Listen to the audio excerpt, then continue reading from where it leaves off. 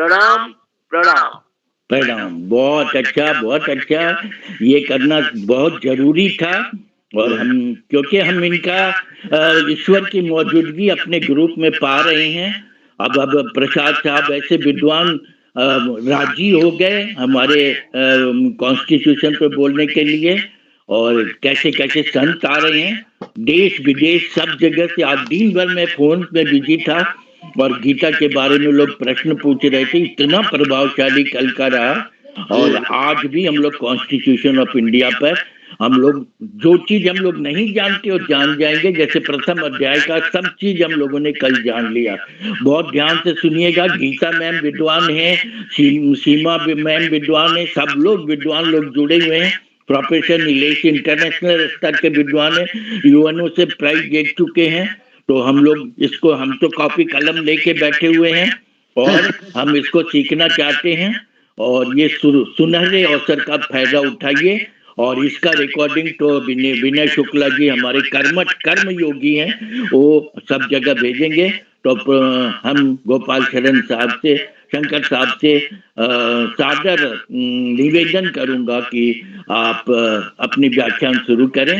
आपका बहुत बहुत धन्यवाद, आपने बहुमूल्य समय दिया। बहुत धन्यवाद। तो ठीक है, हम शुरू करते हैं जी।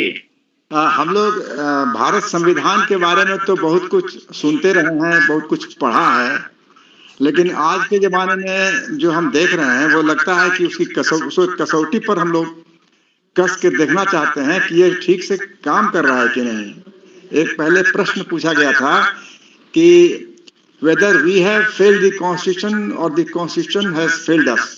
ये एक बहुत बड़ा प्रश्न उठा था और काफी कुछ लोग विद्वान लोग गए थे, सब लोगों ने अपनी अपनी बातें कही थी। और अंततोगत्वा ये पाया गया कि हम ही रिस्पॉन्सिबल हैं अपने कॉन्स्टिट्यूशन पर ठीक से नहीं चलने के लिए। कॉन्स्टिट्यूशन में कोई दोष नहीं है, काफी अच्छी तरह से बनाया गया है। ऐसे बहुत लोग कहते हैं ये कट एंड पेस्ट है, दूसरे देशों के कॉन्स्टिट्यूशन को मिला के बनाया गया है।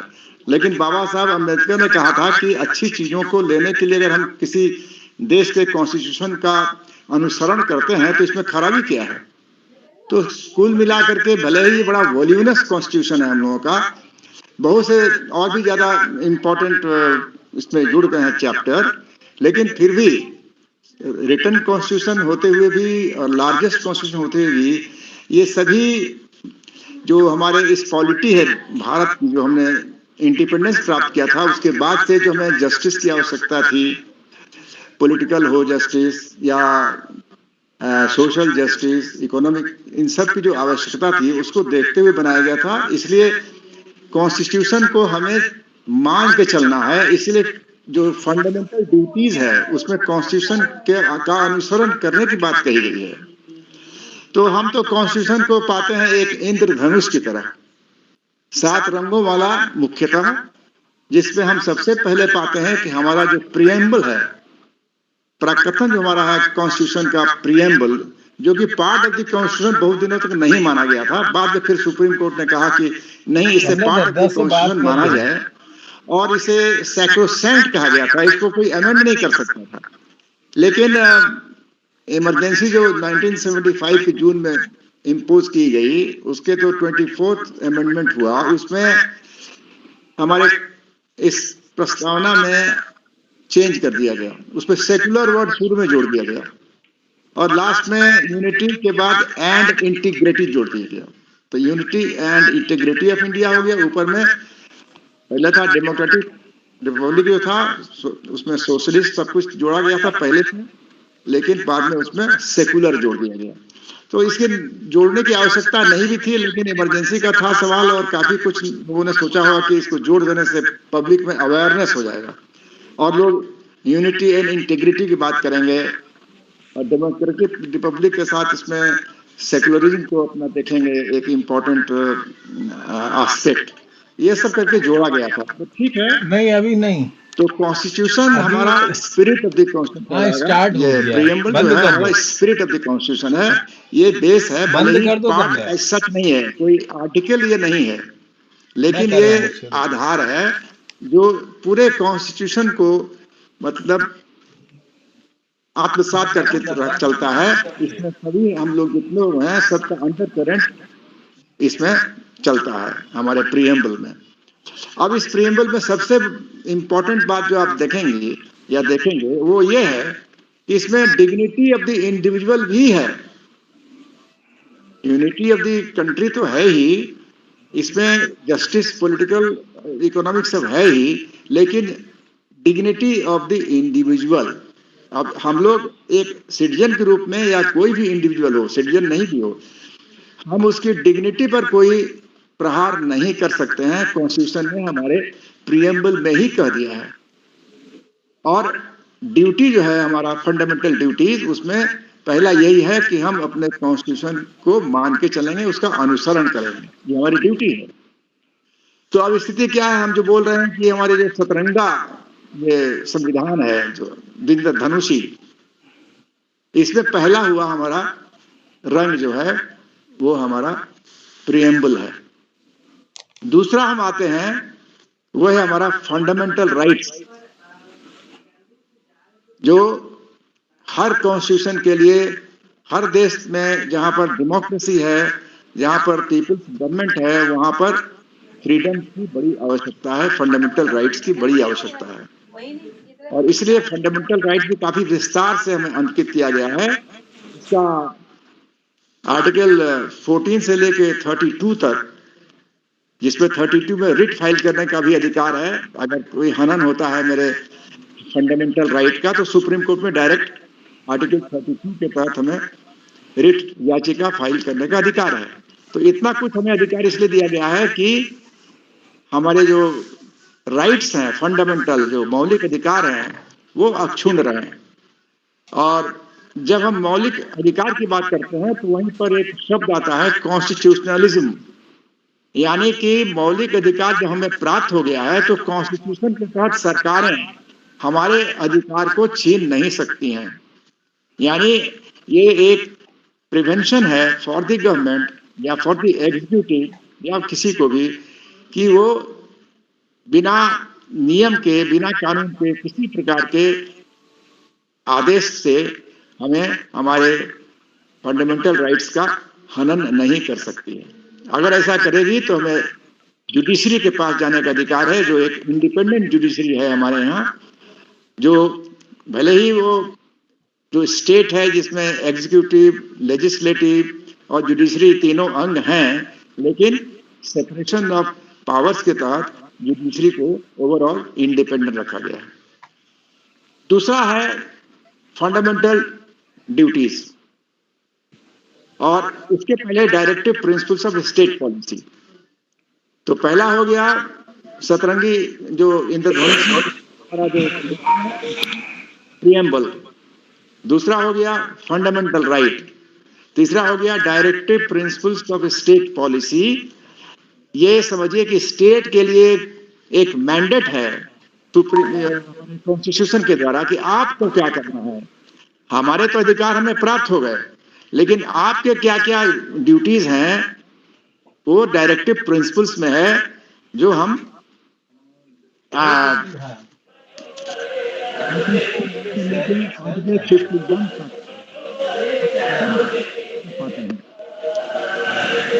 मैंडेट है टू द स्टेट कि आप कॉन्स्टिट्यूशन के तहत किस तरह से कानून बनाइएगा, किस तरह से अपने पॉलिसी का निर्माण कीजिएगा, ताकि हमारा उसके उद्देश्यों की पूर्ति हो सके। उसके बाद फिर आता है फंडामेंटल ड्यूटीज। ये बहुत ही इंपॉर्टेंट है, क्योंकि राइट्स के साथ साथ ड्यूटीज भी माना जाता है कि वो उसका अंग है, एक ही कॉइन के दो पहलू हैं। तो फंडामेंटल ड्यूटीज जो है आर्टिकल 51A है। 51A का मतलब कि आर्टिकल 51 तक तो हमारा directive principles of state policy है, लेकिन उसमें ऐड किया गया बाद में, उसमें पहले 10 ड्यूटीज को एनुमरेट किया गया। इसलिए पहले पहले उसको लोग 10 कमांडमेंट्स कहते थे, जो बिब्लिकल एक प्रावधान है कि 10 कमांडमेंट्स क्या हमें करना चाहिए। बाद में एक जोड़ा गया 11वां, इसलिए 11 ड्यूटीज हैं जो हमें हर तरह से कॉन्स्टिट्यूशन को किस तरह से हम माने, उसके इंस्टीट्यूशन को किस तरह से माने, जो धरोहर है उसको किस तरह से माने, सब के बारे में काफी विस्तार से दिया हुआ है कि हमें ड्यूटी को किससे मानना चाहिए। तो rights and duties go together ऐसा कहा गया है, इसलिए हमें जो राइट्स मिला है तो हमें ड्यूटीज भी है जिसको हमें मानना है। और चूंकि स्टेट को पूरा पावर है to administer, इसलिए स्टेट का भी एक दायित्व दिया गया है कि आप क्या क्या करेंगे। अब आर्टिकल 13 जो है इसमें लॉ का डेफिनेशन दिया हुआ है, उसमें जितने तरह के कानून बन सकते हैं लेजिस्लेशन से या आदेश निर्देश, वो सब सेक्शन 13 में आता है। लेकिन कि इस तरह का आदेश किसी भी फंडामेंटल राइट्स का हनन नहीं करेगा। अगर कोई ऐसा आदेश निर्देश लेजिस्लेशन होता है तो वो कोर्ट उसको स्ट्राइक डाउन कर देगा। तो एक ये हमारा प्रोविजन है जो सतरंगी जो हमारा संविधान है उसका एक अंग है। उसके बाद जुडिशरी, जुडिशरी का इंडिपेंडेंस एक अलग फुटिंग पर है, क्योंकि उसका जो बजट होता है वो subject to passing of the legislature नहीं होता है, और जजेस को अपना जजमेंट देने में कोई इंटरफेयर नहीं कर सकता है। ये दूसरी बात है कि बहुत जगह जुडिशरी के द्वारा भी कहा गया है, जैसे पब्लिक इंटरेस्ट लिटिगेशन के द्वारा, कि बहुत ज्यादा वो इंटरफेयर करता है, जो जुडिशियल एक्टिविज्म कहते हैं। लेकिन ये आवश्यकता पड़ जाती है क्योंकि हम जाते हैं कोर्ट में, सुओ मोटो भी बहुत तरह का डिसीजन कोर्ट लेता है, लेकिन हम ही ज्यादा इतना जाते हैं कि कोर्ट को कोई ना कोई एक निर्णय लेना पड़ता है। और जब नया नया कॉन्स्टिट्यूशन बना था तो लॉयर्स पैराडाइज या एडवोकेट्स पैराडाइज कहा गया था, यानी इतने न ज्यादा इसमें क्वेश्चन पैदा किए गए थे कि वो लिटिगेशन में बहुत ज्यादा हम लोग पड़े रहते थे, और डिफरेंट प्रोविजंस को हम लोग व्याख्यायित करने के लिए केस लड़ा करते थे। तो नैनोली लॉयर्स लड़ते थे। तो केशवानंद भारती वाले केस में एक इम्पोर्टेंट जजमेंट हुआ कि कितनों भी कॉन्स्टिट्यूशन का अमेंडमेंट कर सकता है पार्लियामेंट आर्टिकल 368 में, लेकिन बेसिक जो हमारा फाउंडेशनल जो हमारा है फैक्टर्स वो हमारा अक्षुण्ण रहेगा। दैट डज नॉट मीन कि उसको भी चेंज कर सकते हैं। अगर उसको चेंज करने की आवश्यकता हो जाएगी, जैसे इलेक्शंस है, इंस्टीट्यूशंस हैं हमारे, तब तो आपको आमूल चूल परिवर्तन करके पूरे कॉन्स्टिट्यूशन को ही नए सिरे से बनाना होगा।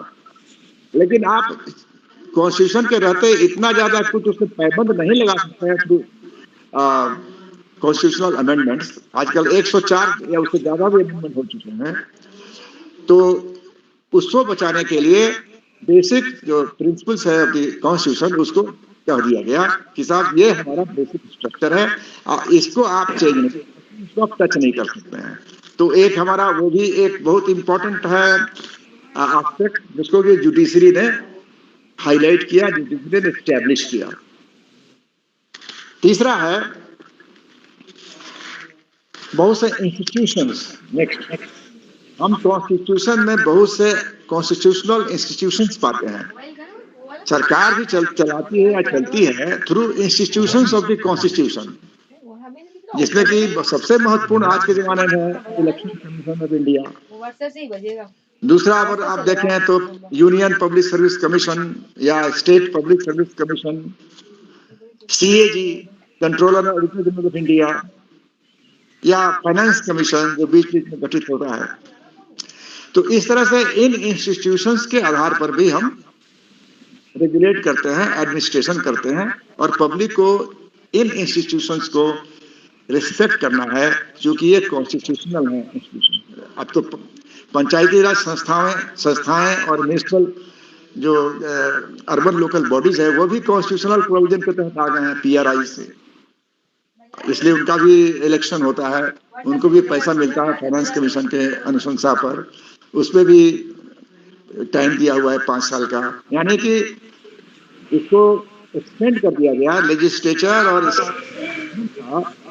एक्सटेंशन हो गया थ्रू पीआरआई, जिसको हम कहते हैं सरकार आपके द्वार।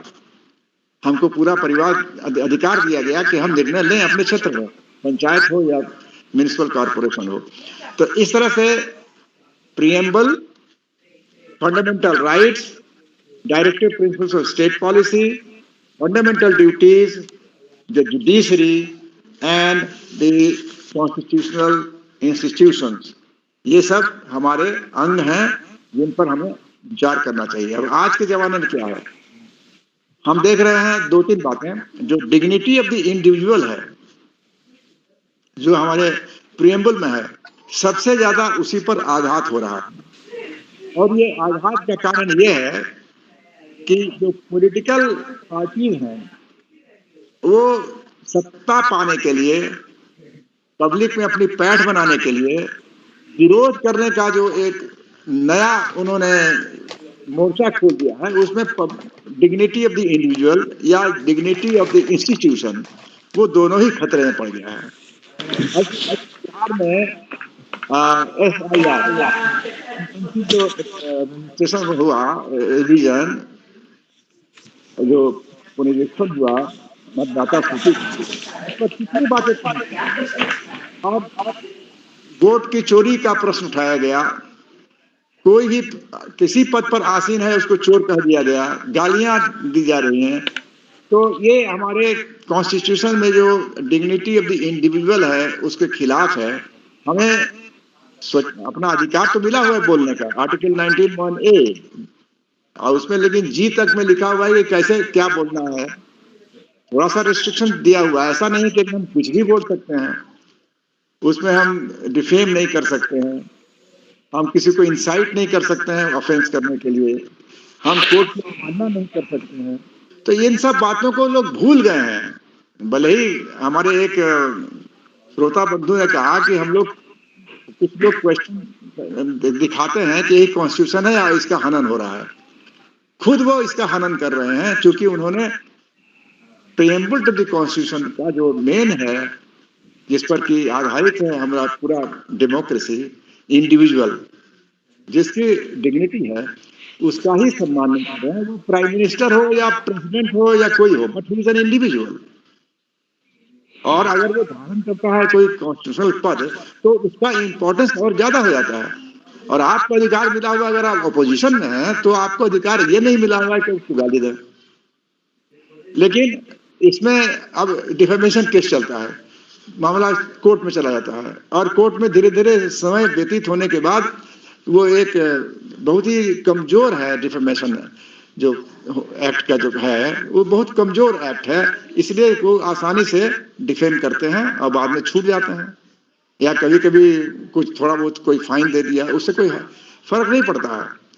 तो कॉन्स्टिट्यूशन को बचाने के लिए हमें ये बताना पड़ेगा कि आप डिग्निटी ऑफ द इंडिविजुअल को कैसे अक्षुण्ण रखें, कैसे आप आगे बढ़ें, इसको देखते हुए, न कि आप गाली गलौज पर चले जाएं, अनकॉन्स्टिट्यूशनल भाषा का उपयोग करें। तो ये पहला प्रॉब्लम हम देख रहे हैं आज के जमाने में।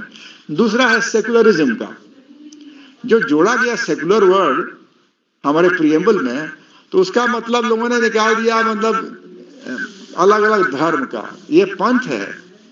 सेकुलरिज्म मतलब कि कोई भी पंथ का आदमी हो, वो हम उसको रिस्पेक्ट करेंगे। ये रिस्पेक्ट वर्ड जो है सेकुलरिज्म में, ये पॉजिटिव सेकुलरिज्म कहलाता है। यानी कि हमें हर धर्म को रिस्पेक्ट करना है। अपने धर्म को हम माने, गांधी जी का था ना कि हम तो, हमारा एक अपना धर्म है, लेकिन हमारी खिड़की और दरवाजे खुले हैं, हवा आती रहती है, किसी धर्म के लोग आने जाने हैं उसका उपयोग करते हैं, हम उसी में सांस लेते हैं। तो कहने का मतलब कि धर्म के नाम पर जो हम विभक्त किया जा रहा है, और बहुत से मामले में धर्मावलंबी को, जो उनके मुल्ला लोग हैं या हमारे धर्म गुरु हैं, वो इस बात को नहीं बताते हैं कि आपको धर्म जो धारण करता है वही धर्म है, जो धारण करे हमें धारण करे। लेकिन पंथ को कहा गया है सेकुलरिज्म में कि पंथ अलग अलग हो सकते हैं, और सभी पंथ किसी बड़े धर्म गुरु के द्वारा चलाए गए हैं। इसलिए हमारे यहाँ सभी पंथ ऑनरेबल हैं, रिस्पेक्टेबल हैं। अगर ये भावना हम सब में पनपा लें, तो कभी भी कोई जो सांप्रदायिक दंगा इत्यादि होने की बात जो उठ रही है बार बार, मंदिर, मस्जिद या और जगह, तो इन सब बातों को हम आसानी से रोक सकते हैं। इसको हवा देने की जरूरत नहीं है, क्योंकि ये हवा देने वाले कुछ ऐसे तत्व हैं जिन्हें कॉन्स्टिट्यूशन से कोई मतलब नहीं है। वो तो लिमिटेड वे में सोचते हैं। अब यहाँ तक कि जिहादी बताया जाए, कोई अगर अपने को ब्लास्ट कर दे किसी को मारने के लिए, तो ये तो एक तरह से उस्काया गया उसको आत्महत्या करने के लिए, लेकिन इसको जिहादी कहा जाएगा। तो ऐसे ऐसे बहुत से कुछ लोग जबरदस्ती यहाँ घुसपैठ करके और डेमोग्राफी को चेंज करते हैं। तो ये सब देश के लिए बहुत सोचने की बात है कि कैसे इसको मीट किया जाए। कॉन्स्टिट्यूशन तो इन लोगों को नहीं अलाउ करता है, वो वोटिंग राइट तो नहीं देता है इनको, लेकिन वो वोटिंग राइट किस तरह से प्राप्त कर लेते हैं। तो कहने मतलब कुछ देश भी हमारे बाहर के हैं जो भारत के इस महान जो डेमोक्रेसी है, सबसे सबसे बड़ी डेमोक्रेसी और सबसे पुरानी, वो कैसे चल रही है उसको वो ठीक से अप्रिशिएट नहीं कर पाते हैं। कुछ हमारे आंतरिक तत्व हैं, वो भी बाहरी जो डीप स्टेट है उनके साथ पता नहीं क्यों गठबंधन करते हैं, उनको क्या उससे फायदा है। जिस थाली में खाना उसी में छेद करने के बराबर है। तो सेकुलरिज्म को की परिभाषा ऐसी होनी चाहिए कि सब धर्म या पंथ हमारे लिए, सभी के लिए रिस्पेक्टेबल है। अगर हम ये सोचें तो जो फंडामेंटलिज्म है उसको कोई जगह नहीं मिलेगी। जगह मिलना है मतलब कि हम उसके पोषक नहीं होंगे और हर आदमी अपने अपने तरीके से रहेगा जैसे पहले लोग रहते थे। लेकिन आज के जमाने में इस पर बहुत ज्यादा ये इसका असर पड़ जाता है वोटिंग पर, इसका असर पड़ जाता है पूजा के स्थल पर, इसका असर पड़ जाता है हमारे रहन सहन पर, जो डेमोग्राफिक चेंज कहा जाता है। ये सब अगर जानबूझ के किया जाए तो ये एक अनकॉन्स्टिट्यूशनल ही माना जाएगा। बाहर से लोगों को ला के रखा जाए अनकॉन्स्टिट्यूशनल माना जाएगा। तो इसलिए हमें इस पर भी काफी ध्यान देना है। और सरकार कुछ करती है तो उसमें देखना चाहिए कि गुड फेथ में कर रही है कि सरकार भी कुछ ऐसा करना चाहती है जो कि उसके हित में हो और जो कॉन्स्टिट्यूशन के द्वारा पोषित ना हो। तो ये हमें सभी लोगों को सोचना है कि कॉन्स्टिट्यूशन के बारे में जो भी हमारे पास ज्ञान है, जो भी हम उसको देखते हैं, उसके हमारे जो पॉलिटिकल बॉसेज हैं, पॉलिटिकल लोग हैं, उसको किस तरह से प्रस्तुत करते हैं ताकि हम सही बात जान सकें और अपना पक्ष प्रस्तुत कर सकें as an individual, as a citizen of India. क्योंकि सिटीजन में हमको वोट करने का अधिकार है, हमें हाईएस्ट पद पर जाने का अधिकार है, सिटीजन में हमको एक टैक्स हम देते हैं। तो कॉन्स्टिट्यूशन में जो सिविल सोसाइटी है, हमें सिविल सोसाइटी को गठित करना है ताकि सब जगह जो सही बात है, जो कॉन्स्टिट्यूशन के हित में है, जो देश के हित में है, जिस पर देश चल रहा है, हम उसके पोषक हो जाएं, हम उसके व्यवधान को रोकें ताकि कॉन्स्टिट्यूशन हमारा सही तरीके से चले। और डॉक्टर राजेंद्र प्रसाद ने कहा था कि ये डिपेंड करेगा कि हम कॉन्स्टिट्यूशन को चलाने के लिए किस तरह से तत्पर हैं और किस तरह से हम गुड फेथ में चला रहे हैं। डॉक्टर अम्बेडकर साहब ने भी यही कहा था कि कॉन्स्टिट्यूशन अपने आप में कोई ऐसी चीज नहीं है कि अपने आप वो काम करेगी, आपको उसको चलाना है। अगर आप इसको ठीक से चलाएंगे तो कॉन्स्टिट्यूशन आपके पक्ष में है, अगर आप नहीं चलाएंगे ठीक से तो कॉन्स्टिट्यूशन का कोई फायदा आपको नहीं मिलेगा और तब केओस उत्पन्न होगा। तो एडमिनिस्ट्रेशन में केओस उत्पन्न होने लोग अनकॉन्स्टिट्यूशनल कुछ काम जरूर हुआ है। इसलिए हमें ध्यान देना है कि कॉन्स्टिट्यूशन को किस तरह से हम उसके प्रीएम्बल, उसके fundamental rights, directive principles of state policy, fundamental duties, independence of judiciary और जो हमारे इंस्टीट्यूशंस हैं उसका ख्याल रखें। अभी आपने देखा कि इलेक्शन में जो भी कुछ हुआ, काफी कुछ हल्ला गुल्ला हुआ कि SIR जो है, special intensive revision of the electoral roll, उस पर बहुत सारे प्रश्न उठाए गए और बहुत से ऐसी बातें कही गई जो अचंभित करने वाली थी और हम इंस्टीट्यूशन को ही गाली देने लगे।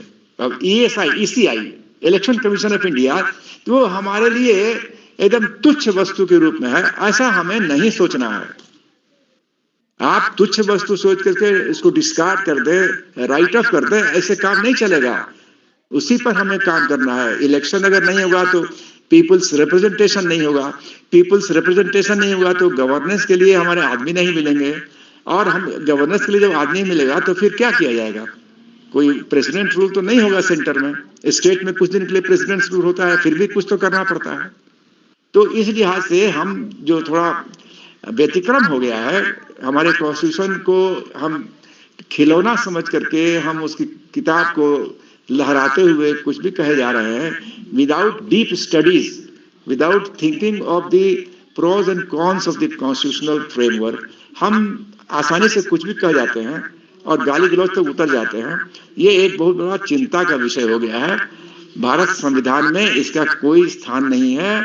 और प्रियम्बल अगर आप पढ़ें तो उसका जो स्पिरिट कहलाता है वो कहीं भी इस तरह के व्यवहार को पोषित नहीं करता है। कुछ भी हो जाए, लेकिन आपको डिग्निटी ऑफ द इंडिविजुअल और अपने right to speech and expression को सही तरीके से प्रस्तुत करना बहुत ही जरूरी है। और पब्लिक में कोई मिसलीडिंग बात नहीं जाए, पब्लिक में उत्तेजना न फैले, इसकी भी बहुत बड़ी आवश्यकता है। तो कॉन्स्टिट्यूशन में जो प्रावधान किया है उसके बारे में अगर आप चाहेंगे तो हम बता सकते हैं, लेकिन उसमें थोड़ा टाइम लगेगा। जो कॉन्स्टिट्यूशनल इंस्टीट्यूशन है जैसे सीएजी है, अब सरकारी तंत्र में ऑडिट का बहुत बड़ा महत्व है, लेकिन हम ऑडिट से जरा भी नहीं डरते। कुछ भी करते हैं फिर सोचते हैं कि बाद में आखिर ये एडवोकेट जनरल का आएगा, एडवोकेट जनरल कहते हैं नहीं, ऑडिटर जनरल का जो हमारा आएगा आदमी वो देखेगा, उसमें फिर फिक्स किया जाएगा कि कौन इसमें गलती किया, किसने पैसे की बर्बादी की। ये सब बहुत टाइम लग जाता है, जिसके चलते लोग गलत काम करके निकल जाते हैं। वही चीज पॉलिटिक्स में क्राइम का भी है। क्राइम करते हैं, अब इतना टाइम लगता है जुडिशरी में कोई निर्णय लेने में कि वो, और फिर जब तक वो दोषी नहीं करार हुआ तब तक माना जाता है कि इनोसेंट है, तो उसे सारी सुविधाएं मिल जाती हैं। और वो जानता है कि अगर हम इसे डिले करेंगे तो अपना मेरा काम पूरा हो जाएगा और फिर हम बुढ़े हो जाएंगे, एजेड हो जाएंगे, तो फिर हमको क्या जरूरत है। ये सब जो डिले इन जुडिशरी का है, अब justice delayed is justice denied, तो ये सब ऐसी बातें हैं। हम ही इसके रिस्पॉन्सिबल हैं, हमारे वकील साहब रिस्पॉन्सिबल हैं। हम अनावश्यक केस करते जाते हैं, वकील साहब अनावश्यक टाइम पर टाइम लेते जाते हैं, और जुडिशरी में स्टाफ भी बहुत कम है, जजेस भी बहुत कम है, तो हम जो क्वालिटी केसेस होते हैं उन पर ध्यान नहीं दे पाते हैं। छुट्टियां भी बहुत ज्यादा। ये सारी बातें मिल करके कॉन्स्टिट्यूशन को चलने से, सही तरीके से स्मूथ सेलिंग के लिए रुकावटें पैदा करती हैं। क्राइम पर क्राइम होगा, करप्शन पर करप्शन होगा, सीएजे का रिपोर्ट कब आएगा, उस पर कब एक्शन होगा, क्रिमिनल केस कब फाइल होगा, कब उस पर एक्शन होगा, तब तक तो ये पूरा काम अपना करके निकल जाते हैं। और इतने न बोल्ड होते हैं ये लोग, ये जानते हैं कि हमको कुछ नहीं होने वाला है, क्योंकि समय व्यतीत हो जाएगा, अगर हम पावर में आ गए तो हम उसको अपने तरीके से मोड़ सकते हैं। ये स्थिति जब आती है तो फिर जुडिशरी का और जो लॉ है, रूल ऑफ लॉ जिस पर चलती है सरकारें, वो सब सारा मीनिंगलेस हो जाता है। तो कॉन्स्टिट्यूशन तो है अपने स्थान पर, लेकिन हम उसे सही रूप में देख करके उसके द्वारा जो दिए गए गाइडलाइंस हैं उस पर हम चलना बंद कर चुके हैं, जिसके चलते स्थिति यह है। भले ही आपसी जो कॉन्स्टिट्यूशन का जो जितने भी विंग हैं उनमें तो तालमेल है। जैसे मान लीजिए कि कॉन्स्टिट्यूशन को माना गया है द प्रोटेक्टर, हमारे कॉन्स्टिट्यूशन का जो प्रोटेक्टर है हमारी जुडिशरी है। सीएजी जो है वो इंडिपेंडेंट है, वो लेजिस्लेचर के प्रति रिस्पॉन्सिबल है, और फिर एग्जीक्यूटिव सीएजी के प्रति रिस्पॉन्सिबल है। वैसे ही लीगली हम जुडिशरी के प्रति रिस्पॉन्सिबल हैं एज एग्जीक्यूटिव, और कॉन्स्टिट्यूशन के प्रति रिस्पॉन्सिबल हैं, और फिर लेजिस्लेचर के प्रति भी हम रिस्पॉन्सिबल हैं, क्योंकि बहुत से असेंबली क्वेश्चंस वगैरह होते हैं, जवाब हमको देना पड़ता है, काम करना पड़ता है। तो इंटरकनेक्टेड है हमारा कॉन्स्टिट्यूशन, काफी कुछ इंटरकनेक्टेड है, जिसमें कोई दिक्कत नहीं है। और जरूरत पड़े पर बहुत से अमेंडमेंट्स हुए हैं, लेकिन हम उसे चलने नहीं दे रहे हैं। दुखद स्थिति यही है कि हम कॉन्स्टिट्यूशन को चलने नहीं दे रहे हैं। हम अपने हित में उसको मोड़ के रखना चाहते हैं, जो कि पॉसिबल नहीं है। कॉन्स्टिट्यूशन कभी भी आपके पॉकेट में रखने वाली चीज नहीं है, कोई पॉकेट में लेके घूमते फिरें, उस पर एक्ट करना है। तो कहने का मतलब कि हम लोगों को एक एजुकेशन, जो कॉन्स्टिट्यूशन के लिए जो एजुकेशन होता है उसको हमें स्कूल से ही शुरू करना चाहिए। और आज के जमाने में जो इसका बहुत विकराल रूप हो गया है, विद्रूप, गलत रूप दिखाई पड़ रहा है, इसको लोग पेंट कर रहे हैं कि हर बात को अपने पक्ष में हुआ तो कॉन्स्टिट्यूशन का हवाला देते हैं, नहीं हुआ तो कॉन्स्टिट्यूशन के हिसाब से कहते हैं कि नहीं हुआ, ये अनकॉन्स्टिट्यूशनल है।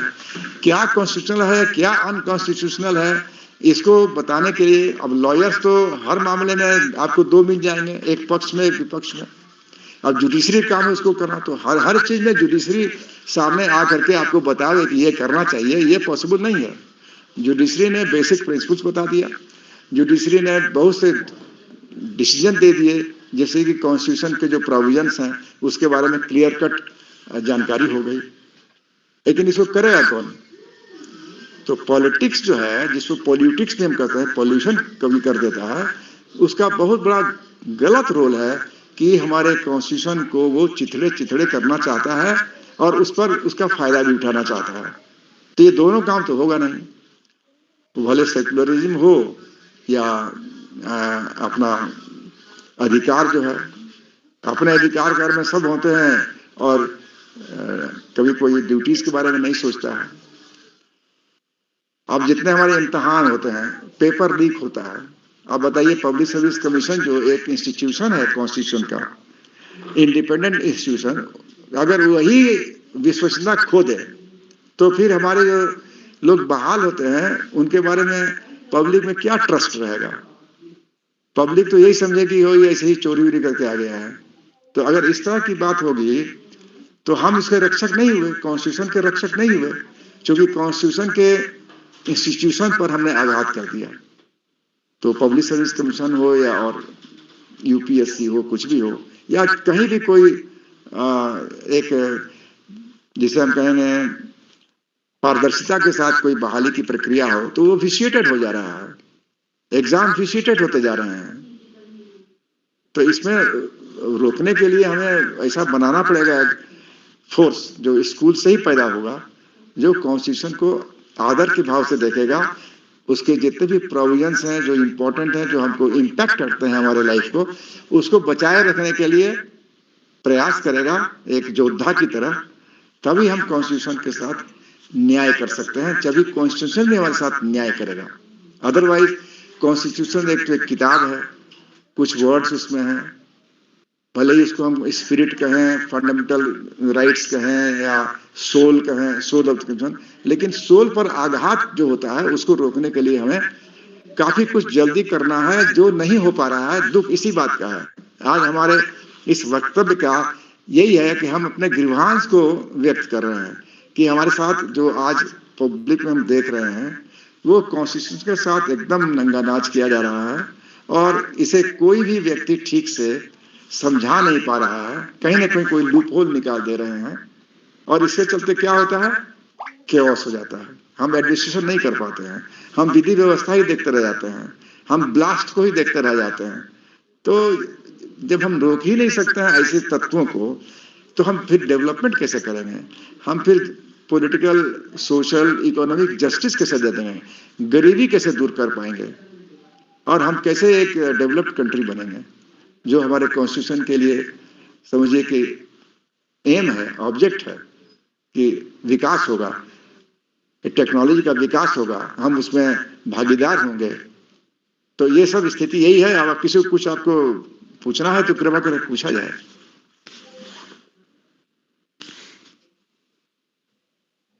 बहुत सुंदर, बहुत अच्छा। गोपाल और शंकर दोनों का कार्य किया और मैं बहुत खुशी के साथ इस बात को बोल रहा हूं कि एक उन्मुक्त व्यक्ति को, जिसने सारी चीजों को समझा है, उसको हम लोगों के सामने में रखा है। साहब, आपसे मेरा प्रश्न है जो बहुत दिनों से मेरे दिमाग में चल रहा है। वो प्रश्न ये है कि जुडिशियरी ठीक है, ये एडवोकेसी का जो प्रोसेस ला गया, वकील बनाने का काम, वो हमको लगता है कि फंडामेंटल चीजों से कहीं दूर ले जाता है और फंडामेंटल ड्यूटी जो है, फंडामेंटल मतलब एक का राइट दूसरे का ड्यूटी होगा, दूसरे का राइट किसी का ये होगा, दोनों में तारतम्य है। तो इस पर थोड़ा स्पष्टीकरण करें, क्योंकि आप एक उन्मुक्त आत्मा है ऐसा है। और जो उन्मुक्त आत्मा होगा वही बोल पाएगा। जुडिशरी जो है उसको हम लोग बहुत शुरू से ही बहुत सम्मान के साथ देखते आए हैं। जब इंडिपेंडेंस नहीं मिला था तो प्रिवी काउंसिल तक केसेस जाते थे और ब्रिटिशर्स ने एक जुडिशियल सिस्टम बना के रखा था, तो वो बहुत दिनों तक चला। लेकिन एक इम्पॉर्टेंट बात जो सामने आई कि कॉलेजियम सिस्टम को दूर करने के लिए एक एक्ट बना अपॉइंटमेंट में जुडिशरी के लिए, जिसमें कि कोई चीफ जस्टिस के इसमें अध्यक्षता में प्राइम मिनिस्टर रहेंगे और कोई रहेगा, ताकि जिस तरह से बाकी ब्यूरोक्रेट्स को हम किसी न किसी इम्तिहान के माध्यम से चुनते हैं, वैसे ही अच्छे अच्छे वकील या जो जुडिशरी में सबऑर्डिनेट जुडिशरी में है वो प्रमोशन पाए और हाई कोर्ट जज, सुप्रीम कोर्ट जज बने। उस एक्ट को सुप्रीम कोर्ट ने निरस्त कर दिया।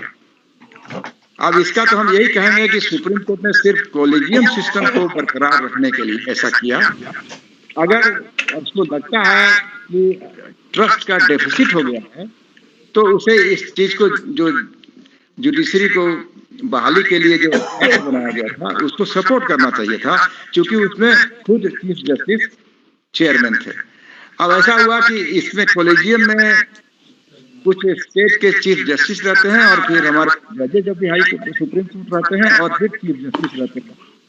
अब वो प्रक्रिया जो है कि किस जज का नाम आएगा हाई कोर्ट से या सुप्रीम कोर्ट से, इसका कोई नियम कानून नहीं है, ना कोई एडवर्टीजमेंट होता है, ना कोई इंटरव्यू होता है, बस सीधे नाम भेज जाता है। इसमें तो सिर्फ और सिर्फ समझा जाए कि पैरवी है, और वो पैरवी उन लोगों के यहाँ से आती है जिनके कोई ना कोई व्यक्ति हाईकोर्ट में जुडिशरी में है।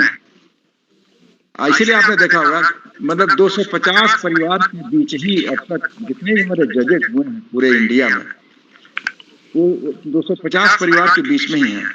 आज तक आपने कहीं नहीं देखा होगा कि एक दूर दराज का बहुत अच्छा कोई वकील है, उसको खींच के लाया गया और उसको जज बनाने की सिफारिश की गई।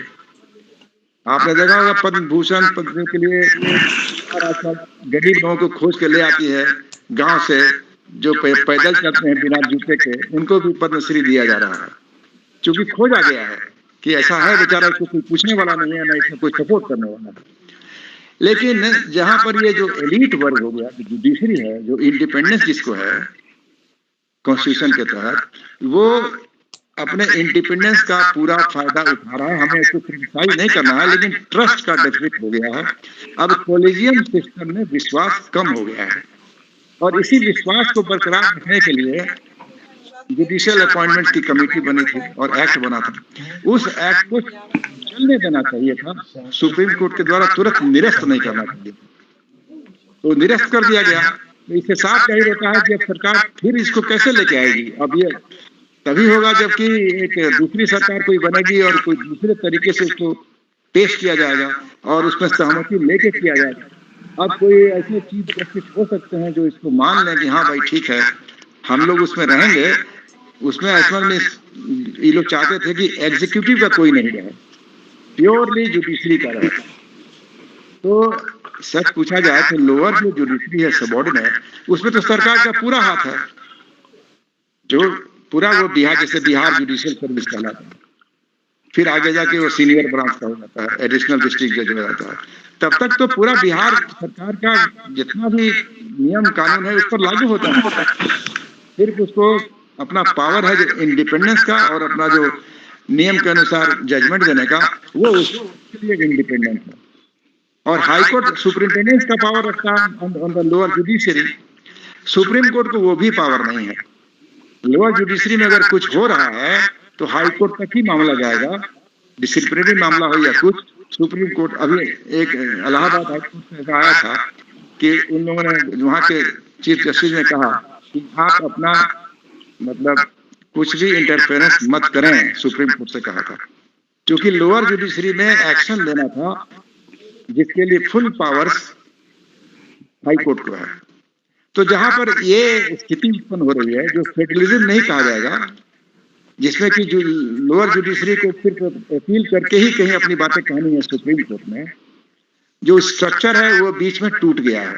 सुप्रीम कोर्ट एक अलग हो गया है और बाकी हाई कोर्ट के अधीन लोअर जुडिशरी भी है, और उस लोअर जुडिशरी जिसको हम सबऑर्डिनेट जुडिशरी कहते हैं, उसका सारा दारोमदार हमारे स्टेट पर है, जो पब्लिक सर्विस कमीशन से अपॉइंटमेंट होता है, जिसका प्रमोशन भी कोर्ट के अंदर आता है, जिसमें हाई कोर्ट के लोग का लिया जाता है ओपिनियन, लेकिन सारा काम एग्जीक्यूटिव करता है।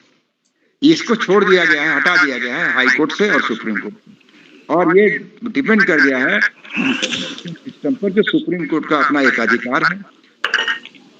हम इसको मान के चल रहे हैं कि सुप्रीम कोर्ट को चाहिए कि जो जुडिशियल अकाउंटेबिलिटी है, जो बहाली में अकाउंटेबिलिटी है, उसके लिए जो जुडिशियल अपॉइंटमेंट्स की कमेटी बनी थी एक्ट के द्वारा, उसको लागू करे और उस पर स्वयं अपना चेयरमैन बन जाए और भी लोगों को रखे, जो कॉलेजियम सिस्टम ही जैसा रहेगा। लेकिन ऐसा नहीं है कि एकदम एग्जीक्यूटिव को खत्म कर दिया जाए, क्योंकि ऐसा नहीं है कि इंडिपेंडेंस ऑफ जुडिशरी पर ये घातक होगा। ये अगर आप नहीं बात मानेंगे, आप ही की बात चलेगी, क्योंकि बहुत से मामले में जब कॉलेजियम रिकमेंड करता है कि फलाना एडवोकेट को जज बनाया जाए, तो उस एडवोकेट के एंटीसीडेंट देखने पर लगता है कि वो जज लायक नहीं है। ऐसी बातें हैं जो उसके खिलाफ हैं जज बनने में। लेकिन अगर फिर लौटाया जाता है लॉ डिपार्टमेंट के अंदर भारत सरकार, जज साहब लोग फिर कॉलेज में उसको दोबारा लिख के भेजेंगे, नहीं इसको बनाया जाए, वो प्रेस्टीज इश्यू बन जाता है, और फिर हार खा करके इसको नोटिफाई करना पड़ता है एज जज, वो हाई कोर्ट हो या सुप्रीम कोर्ट हो। तो ये एक ऐसी स्थिति है जिसमें कि जुडिशरी ही निर्णय ले, चाहे कि अब देखिए इसी के कारण जो पहले जुडिशरी की चर्चा या उस पर कोई टीका टिप्पणी नहीं करते थे, आज जुडिशरी की टीका टिप्पणी होने लगी है, जो जुडिशरी के लिए ही गलत है। किसी भी व्यक्ति को उंगली उठाने का अधिकार जुडिशरी पर नहीं था और नहीं है, लेकिन कुछ ऐसे जजमेंट हो रहे हैं, कुछ टाइम वगैरह दिया जा रहा है, तारीख दिया जा रहा है, किसी को तारीख नहीं देके रात में भी बैठक हो रही है, और जहाँ पर अपॉइंटमेंट करने के लिए लोग चाहते हैं कि हमसे कोई पावर नहीं। ये जो स्थिति है, ये जुडिशरी को इरोड कर रहा है, उसके सम्मान पर एक आघात कर रहा है। इस सम्मान की रक्षा करने के लिए जुडिशरी को ही आगे आना पड़ेगा, particularly the supreme court of India. और हमको लगता है कि जिस तरह का क्रिटिसिज्म हो रहा है, जिस तरह की बातें पब्लिक को छूट रही हैं, और जिस तरह की बातें देखी जा रही हैं जज के बारे में या और लोगों के बारे में, वो भले ही करप्शन का मामला हो या किसी की मुंह देखी करना हो, ये सब बातें जब खुल करके सामने आ रही हैं, तो एक समय आएगा, जल्दी ही आएगा, जब जुडिशरी को सोचना पड़ेगा कि हमको एबव बोर्ड रहना है, पब्लिक की नजर में हमें एबव बोर्ड रहना है, ताकि कोई जस्ट लाइक सीनियर्स वाइफ कि हमको कोई सवाल नहीं उठावे, क्योंकि सवाल कोई भले उठाता हो लेकिन हर मामले में वो गलत नहीं उठाता। और अच्छे अच्छे वकील ने पत्र लिख करके सुप्रीम कोर्ट को बहुत मामले में आगाह किया है। ये पहले ऐसा नहीं होता था, अब ऐसा लग रहा है कि अगर नहीं हम आगाह करेंगे तो समझेगा कि हम जो कर रहे हैं वो सही है, जबकि वो सही नहीं है। पब्लिक पर उसका बहुत बड़ा असर पड़ रहा है, देश पर उसका असर पड़ रहा है, और सरकार चल नहीं पाती है ठीक से। तो ये हम अभी भी देख रहे हैं कि सिस्टम ऐसा है जिसमें कि हमें वेट करना पड़ेगा कि सुप्रीम कोर्ट में एक निर्णय ले कि हम कैसे पब्लिक में एबव बोर्ड हो जाएं, कैसे हम पर कोई उंगली नहीं उठावे, क्योंकि डिसीजन देना तो उनका काम है। डिसीजन गलत हो सकता है, रॉन्ग हो सकता है, लेकिन बैड नहीं होगा, क्योंकि उसमें उद्देश्य होती है न्याय। तो न्याय प्रियता तो है ही, होनी चाहिए, तभी ना एक जज के आदेश से लोग फांसी पर चढ़ जाते हैं, लोग की मृत्यु हो जाती है, फांसी दे दी जाती है, हर परिवार लूट जाता है उस तरह का। तो इतना कुछ ट्रस्ट अगर है तो जुडिशरी को आगे आना होगा कि ये ट्रस्ट बरकरार रखे, और कॉलेजियम सिस्टम में कोई परिवर्तन करने के लिए हामी भरनी ही पड़ेगी। अब देखें कब तक होता है ये। वीरेंद्र राव जी, एक मिनट साहब, फंडामेंटल प्रश्न के तरफ में जा रहा हूँ कि कोई मामला आया, एक आदमी गरीब है तो वो गरीब वकील को रखा, और एक आदमी बहुत पैसा वाला है तो बहुत जी। पावरफुल वकील को रह दिया, लेकिन वो गलत है। तो हमने तो पैसे के हाथ में न्याय को दे दिया। आपने देखा होगा, हम नाम नहीं लेंगे, लेकिन 3-4 वकील हैं जो लाखों लाखों 50-50 लाख तक एक हियरिंग के लिए लेते हैं और मैं बोल रहा हूँ तो वो तो जीतते हैं, कोई हारते गलत नहीं आदमी हैं। उतना देगा। तो ये तो एकदम मैंने समझा जाए कि विरोधाभास है। देश की जनता के प्रति बहुत बड़ा ये विरोधाभास है, विश्वासघात है कि वकील जब आते हैं कोर्ट में तो लगता है दबंग बन के आते हैं कि हम जो कहेंगे उसको कोर्ट मानेगा ही, और इसीलिए फीस भी काफी लेते हैं। तो गरीब आदमी के लिए तो नहीं है ना कुछ, गरीब आदमी के लिए तो टाइम पर सुनवाई भी नहीं होती है। 30-40 वही मैं बोल रहा हूँ। ये इसको दबाने वाला जीत रहा है। तो इसको जब उठाया जाता है मामला ना, तो कोर्ट कहता है कि हमारे पास स्टाफ की कमी है, जजेस की कमी है, केसेस बहुत ज्यादा हैं। भाई आप राव जी का कोई प्रश्न है सर? हाँ, यस सर। सॉर्ट आउट कर सकते हैं हमारे पास। आप सुनिए केस को, चुनिए इंपॉर्टेंट केसेस चुनिए और उसको आप समय पर सुनिए। बाकी बहुत लोग जो झूठ मूठ का केस करते रहते हैं ना पुस्तक, और बड़े बड़े लोग हैं जो छोटी छोटी बातों के लिए रिट कर देते हैं, उनको तो आप जल्दी हटाइए अलग से। उनको सुनने के लिए आप क्यों टाइम देते हैं? Exactly, sir. I would like to continue from here on. ये भी एक रिजेंटमेंट का आधार है, और सुप्रीम कोर्ट पर बार बार ये आता है मामला, लेकिन अभी तो हम नहीं देख रहे हैं कुछ इसमें हो रहा है। क्योंकि अभी सुप्रीम कोर्ट ने हाल ही में एक कहा था कि बड़े बड़े वकील लोग छुट्टी होती है ना गर्मी की, उसमें भी चले आते हैं बहस करने के लिए। तो सुप्रीम कोर्ट के एक जज ने ऑब्जर्व किया था कि भाई आप लोग को छुट्टी दी जाती है, आप लोग छुट्टी पर जाइए और जूनियर को भेजिए ताकि वो सीख सके। हम लोग के कोर्ट में जो वेकेशन कोर्ट होता है उसमें आप लोग क्यों आते हैं? तो बहुत बड़ा मामला इसमें नहीं सुनेंगे, जब कोर्ट खुलेगा तभी लिस्ट पर आएगा। लेकिन आप छोटे छोटे मामले में भी अपने जूनियर के राइट को खत्म करते हुए उसे आगे बढ़ने का रास्ता रोकते हुए चले आते हैं बड़े बड़े फीस लेने के लिए। बड़े देखिए हमारे यहाँ जो है तो सिटीजन तो है नहीं, एक तरह से कम है, तो कुछ लोगों के पास इतना ना पैसा है कि उनके लिए लाखों लाख करोड़ों खर्च करना कोई बड़ी बात नहीं है। तो इसका सीधा असर पड़ जाता है वकील के फीस पर, और सीधा असर पड़ जाता है जजमेंट पर, जो कि उंगली उठाता है जज। थोड़ा सा रंगाराव जी को एड्रेस देखा जाए सर। अब Sorry, sir. Sorry, sir. I have got another appointment at 8:30. Okay, sir. You ask question. Ranga Rao ji is asking some question. Okay. Please continue. हाँ, Ranga Rao ji. बोलिए बोलिए। Am I audible, sir? जी बोलिए। Yeah, you're audible. Audible. Okay. जी कहा हाँ, जाए? ऐसा है। मैं पूरा आपसे सहमत हूँ। कोलिजियम सिस्टम खत्म होना चाहिए। बहुत कुछ गलती हो गया, लेकिन ये बोल के एग्जीक्यूटिव इतना नादान है क्या? हम लोग एग्जीक्यूटिव को ट्रस्ट कर सकते हैं? एग्जीक्यूटिव को? हाँ, एग्जीक्यूटिव को ट्रस्ट कर सकते हैं।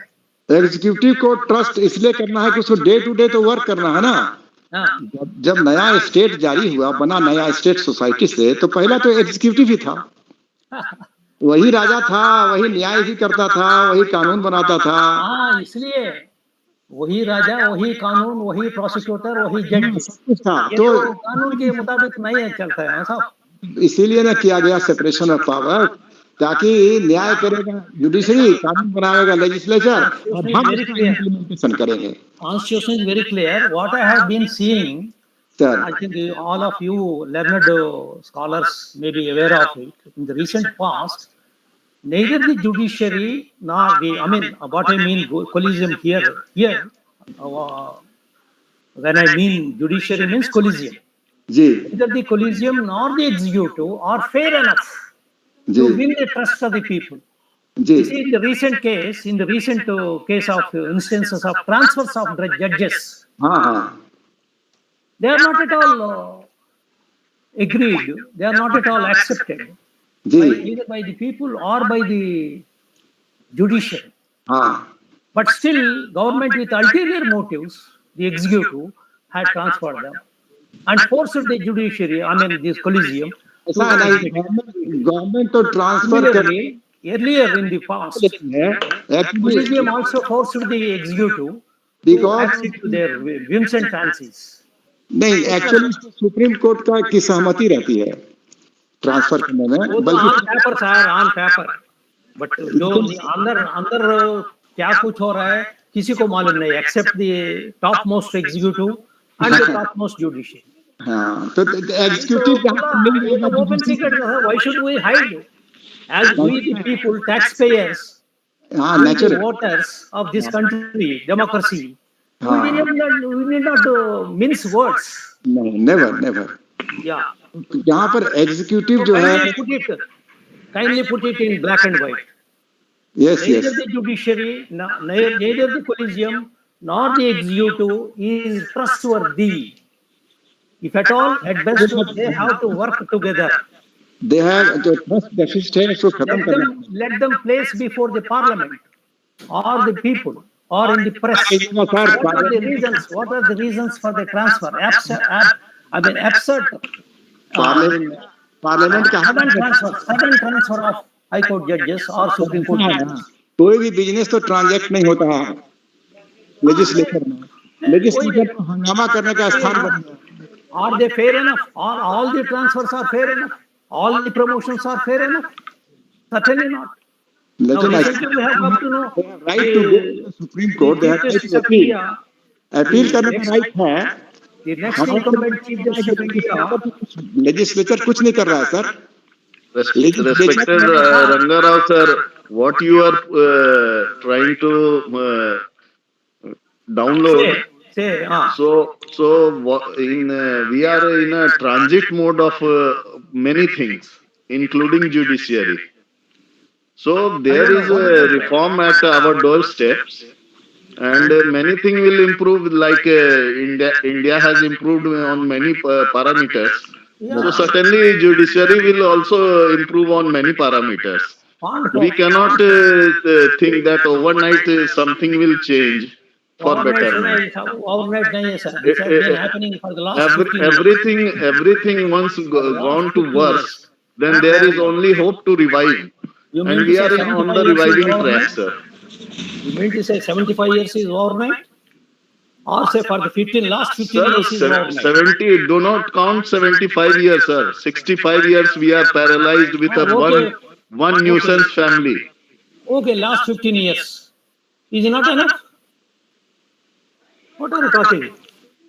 Sir, if any fracture done in any limb, it recovers fracture within 2 minutes or 2 seconds. But recovery will take 2 months to 2 years or 20 years also. But 15 years. So there is no logic to justify the time frame. Okay, if 15 years We, is not we, enough, we then all have to build our society like us. No, no. I don't accept. No, this is not the time right to trust either the executive or this thing, because all the institutions have been rotten, have been neutralized, if anything but. And That's why I am telling you, na, sir, the 65 years rotten things cannot be flourished in a 10 years and 15 years of a time frame. Even in the last 15 years also, we have not seen any revival of the constitution or constitutional institution. I don't know, sir, but in Bihar we have seen very much revivals. You see the composition of the ECI, you see the composition of the CAG. One word from CAG, it was the press who reported the CAG report of the scandals, corruption in the Ministry of Surface Transport and Roads. Why the government is silent? What happened to the Public Accounts Committee of the Parliament? Why they have not raised any questions? Even though CAG report is there tabled on the Parliament. So one after another, constitutional institutions have been rotten, have been eroded. The trust is not at all there in any institution. Now supposing if ECI now at this time is managed by TN Session, how do we think? Can we say like this? Did any time ECI attract any flack during the time of TM session. Okay, Rangarao ji, one question to you. What step we should take in order to remove such corruption? Rangarao ji. That's exactly the same thing, sir. I am continuing. I have also noted What that. should we do? Because constitutional people are misutilizing the constitutional power, very clearly narrated by Gopal Shankar ji. And what happens that criminals are making crimes and reports are means punishment and punishment we are seeing means murderer are getting the tickets to become ministers also. So how this critical circumstances can be changed by we educated people? This should be the discussion topic now, because you have raised one important question also, and Gopal Shankar sir ji has also explained what are the loopholes. Okay, people are doing the wrong thing, misutilizing the what happened? Secularism has been added, but secularism से सबसे ज्यादा नुकसान किसको हुआ? India को हुआ. All countries of the world are taking means totally result oriented action against the terrorist, but India अब लेना शुरू किया है, जैसा कि Narayan ji telling that okay some recovery some मतलब steps have been taken by the people, no? So what should we do? Ranga ji and Amitabh and Narayan ji, Umesh ji, Chandrasekhar ji, Gopal ji, Prasad Saab, what should we do? So we should start doing something so that we can make some revolution. So Ranga Rao ji, firstly tell, because you have raised your question. Thank you. Thank you. Thank you. Sir मैं एक line बोलने का permission चाहूंगा. हाँ बोलिए. ये एक घरेलू संस्कार होते हैं, ठीक है सर? हाँ जी. और यहाँ घरेलू संस्कार में हम लोग एक चीज भूल रहे हैं कि राइट्स तो पता है, जैसा हमारे गोपाल सर ने बताया, ड्यूटीज नहीं पता है. ड्यूटीज पता है, उसके भी वही गैप जो है सारे प्रॉब्लम्स का जड़ है sir.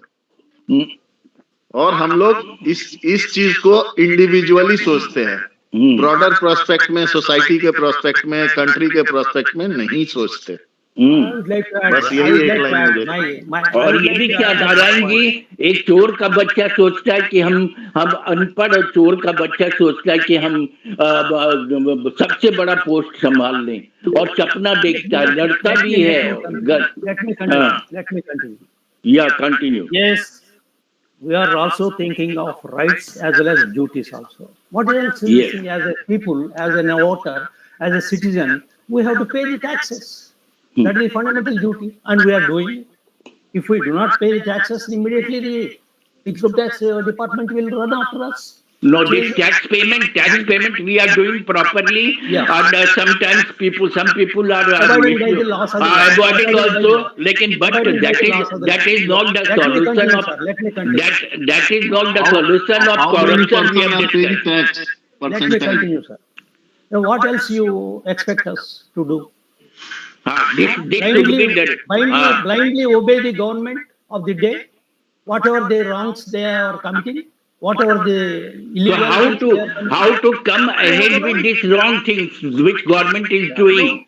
You are raising the voice against the government, against the wrongdoings. We have to raise the voice, and we have to go ahead. What I am telling you. So how to go ahead? This should be the discussion also, not throwing the responsibility to other people. Constitution confers a right on you as a fundamental right to question the government. Yeah. When it goes wrong, not only the wrong, the government, you can question the judiciary also.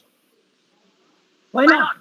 After they are also government servants. The judges are also government servants. They are also accountable to the parliament, accountable to the people. Yes. We should start doing also. We should read. And we are seeing that someone is making crime, and we are becoming the silent. And one scholar has told that कि बगल की चोरी होती हुई. My submission, rather statement to Gopal Shankar is, I think, since he is a civil servant, he must be aware. Sir, what happened to the Central Vigilance Commission? That Did has you hear become of this CVC?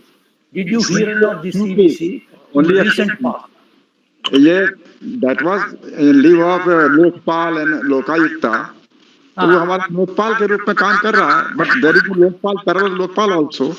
तो ये सब तो देखते हैं लोग, जैसे मान लीजिए कि नो लोकपाल तो है सर एक ईसीआई का अभी लेटेस्ट आप लोगों ने न्यूज सुना कि नहीं सुना पता नहीं। अभी जितने भी स्क्रूटनी हो रहे हैं इलेक्शंस में, जो कैंडिडेट्स अपना देते हैं डिटेल्स, तो वो एक स्क्रूटनी शुरू हुई है और गवर्नमेंट का ही इनिशिएटिव है उसमें। मतलब सजेशन है ईसीआई को कि अगर आपका 5 साल पहले जो प्रॉपर्टी था वो 5 to 10 टाइम्स इंक्रीज हुआ है, तो कैसे हुआ है इसका आपको एक्सप्लेनेशन देना पड़ेगा। हाँ, तो धीरे धीरे चीजें हो रही हैं mould, but not up to our expectation. Supreme court ने भी कहा था कि जब आप नॉमिनेशन करते हैं तो कितना आपके पास धन है और आपकी पत्नी के नाम से उसको उजागर कीजिए, उसको नोटिस बोर्ड पर टांगा जाएगा। दूसरा, सुप्रीम कोर्ट ने कहा कि आपके खिलाफ अगर कोई not a single instance has come out so far, not a single instance. Transparency लाने के लिए किया गया है। और टैक्स की बात है तो हम लोग टैक्स दे रहे हैं, तो हमारा kindly quote that circular or memorandum, whatever it is. Kindly can quote when that was order passed, when that circular was issued, when that memo was issued. No, I don't think it is only a pep talk. It's a corridor talk. Now, you see, you might be aware, Gopal Shankar ji, of PCA, Prevention of Corruption Act.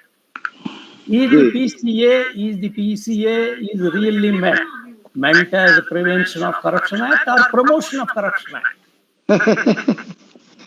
अब उसमें सरकार अगर नहीं देती है किसी को prosecute करने के लिए तो केस ही नहीं होगा। चंदेश्वर सर, मुझे लगता है कि हम लोग मेन मुद्दे से भटक रहे हैं। We are on the platform of constitution, hello sir, let me continue. not the discussion of Narayan ji, let me continue. They have asked me to speak, so let me continue. Sir, Gopal Shankar sir, the PCA was amended way back in 2013, giving the arming the government authority, public authority, the head of the department, permission to give it in writing. In the case of the state, ACB. In the case of the center, CBI. Prior permission to arrest even the class 4 employee when caught red-handed. अभी तक ये intact है, they have not changed. और दूसरा है sir कि atrocities to SC/ST act में जो ही FIR होगा, the police will arrest the person without verifying the facts. वो ऐसा कर दिया गया कि साहब अगर नहीं अरेस्ट करेगा तो डाइल्यूटेड हो जाएगा। नहीं, सुप्रीम कोर्ट ने रोक लगाया, सुप्रीम कोर्ट ने रोक लगाया उसके ऊपर में। सुप्रीम कोर्ट ने कहा था। सर, आपसे एक छोटा सा रिक्वेस्ट है, एक बार नंबर आप अपना रिपीट कर देंगे, क्योंकि मुझे थोड़ा लीव होना है किसी और काम से। नंबर, अपना मोबाइल नंबर एक बार रिपीट कर देंगे। मेरा अपना चंदेश्वर सर का नहीं, अमिताभ जी करेंगे कि मैं। Thank you, I have already spoken, that's enough. Thank you Gopal Shankar ji and all others. Okay, Gopal Shankar ji, बहुत अच्छा आपने आज बताया। और हम एक और आपका लेक्चर कॉन्स्टिट्यूशन ऑफ इंडिया में सुनना चाहेंगे, जिसमें एक्चुअली हम लोगों का था कि कॉन्स्टिट्यूशन ऑफ इंडिया में क्या क्या प्रोविजन है फंडामेंटल राइट्स में, प्रीएम्बल में और सब चीजों सेकुलरिज्म में, उन सब चीजों को हम लोग सुनेंगे। थोड़ा सा क्रिटिसिज्म हो गया क्योंकि बहुत सा, और आपने क्लियर कट बोल दिया था कि कॉन्स्टिट्यूशन में ये सब अलाउ नहीं है, लेकिन लोग मिसयूज करते हैं और एडमिनिस्ट्रेशन हम लोगों का बहुत वीक है। और जो एडमिनिस्ट्रेटर हार्ड स्टेप लेने जाता है उसके अगेंस्ट में सारी दुनिया खड़ी हो जाती है और हम चुप हो जाते हैं तो बगल की होती हुई चोरी को देखकर यदि आप खामोश हैं तो समझ लीजिए अगला निशाना हम लोग खुद हैं और एक एक करके हम वेटरनल क्रिमिनल के निशान पे चले आते हैं और क्रिमिनल मुंह में ताव देके मुस्कुराता, तुम क्या कर लोगे यार, तुम ईमानदारी से क्या कर लोगे, तुम इससे क्या कर लोगे, कॉन्स्टिट्यूशन की बात मत करो, मेरे पावर से डरो और मेरी बात को सुनो, मेरा ये काम करो, इस आदमी को, अनपढ़ गंवार को इसको पोस्ट दो। इस तरह का मतलब हर जगह, खाली बिहार में थोड़ा ज्यादा है लेकिन मैं दिल्ली, बंबई, महाराष्ट्र और केरला, सब साउथ, सब जगह जाता हूँ और सब जगह मैं ट्रेनिंग देता हूँ। हिंदुस्तान क्या विदेश में भी मैं गया हूँ और मैंने देखा है कि करप्शन हर जगह है, लेकिन अपने कॉन्स्टिट्यूशन को सुधारने के संबंध में हमें और क्या स्टेप लेना चाहिए। हम अपने विद्वानों से भी कहेंगे कि इसका प्रोविजन कुछ बना करके आए और अगले क्लास में हम लोग, अगले सेशन में हम लोग डिस्कस करेंगे और थोड़ा सा कंटेंट्स पर भी ध्यान देंगे। नारायण जी आपने बहुत अच्छे अच्छे बात कहे, रंगा राव जी ने भी अच्छा प्रश्न पूछा और हम लोग नेक्स्ट क्लास में हम एक बार और गोपाल शंकर जी को सुनेंगे क्योंकि हमने बहुत बार सुना है और इन्होंने आज भी बहुत अच्छा बताया है और उन्होंने लूज पान बताया, लेकिन हमने जो जो फेल्योर केसेज है उस पर जो जो इम्प्लीमेंट नहीं कर पाए उस पर ज्यादा डिस्कशन करके सरकार की आलोचना की तरफ इसको मोड़ दिया था। इसको नहीं करके अभी हम सर मैं वही कहना चाह रहा था कि विषयांतर हो रहा था सर। हाँ, तो हम अब चाहेंगे कि इसमें क्या क्या प्रोविजन है और हम जैसे अब हम लोग जागृत हो रहे हैं, अब हमारे ग्रुप में अमेरिका, लंदन, सब जगह से, न्यूजीलैंड और सब भारतीय लोग हमको ज्वाइन कर रहे हैं और गीता के बाद तो और लोग ज्वाइन करने लगे, तो हम लोग सक्षम भी हैं, हम लोगों में बहुत पावरफुल मिनिस्टर के लोग भी हैं। तो what step we should take as Indian citizen to implement the provision of Constitution and making amendment among the Constitution which have dual aspect ना, criminals और उसको दूसरे एस्पेक्ट में लेते हैं और उसके रियल पर जिसका लॉ ऑफ इंटरप्रिटेशन हम लोगों का बना है, लिटरल और लिबरल इंटरप्रिटेशन, उसको ध्यान में रखते हुए हम किस तरह से कॉन्स्टिट्यूशन का सदुपयोग कर पाए।